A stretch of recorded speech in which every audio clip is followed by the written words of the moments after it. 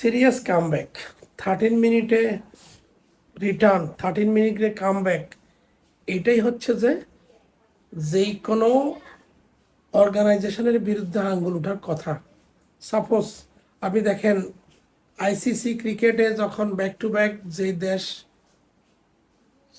Win করবে, back to back যে দেশ চ্যাম্পিয়ন হবে, সেই দেশের বিরুদ্ধে বলবে ওটা ওই ওই অর্গানাইজেশন ওদেরকে সাপোর্ট করছে, এটা করছে।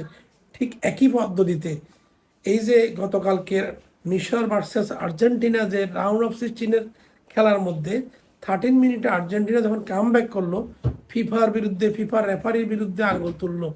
কেন এই আঙ্গুল তোলা হলো? আর কারণ হচ্ছে যে, বেসিক কারণ হচ্ছে যে, যখন আপনি বিএআর পদ্ধতিতে যখন আপনার একটা চেক করার সুযোগ থাকে, রেফারি উইদিন 20 সেকেন্ডের মধ্যে একটা ডিসিশন নিতে অনেকটা সময় লেগে গেছে। এখানে এখানে মনে করেন আর্জেন্টিনা গোল পোস্ট থেকে 100 গজ দূরে ছিল তাদের এই যে ফাউলের যেটা ফাউল কল করা হয়েছিল, ফাউলটা বিএআর চেক করতে গিয়ে একটু কিছু সময় নিছে।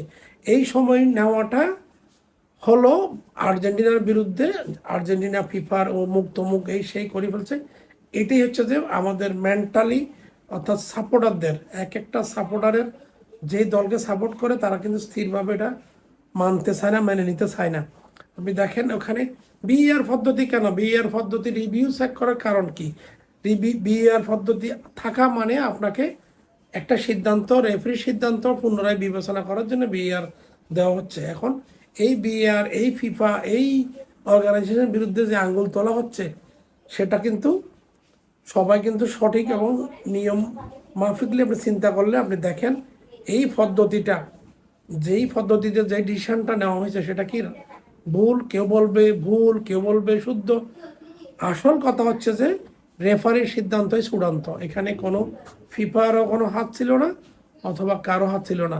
রেফারির সিদ্ধান্ত চূড়ান্ত হলো মাঠে। এই হচ্ছে কথা। ভালো থাকবেন, সাপোর্ট দিয়ে যাবেন ভালো যারা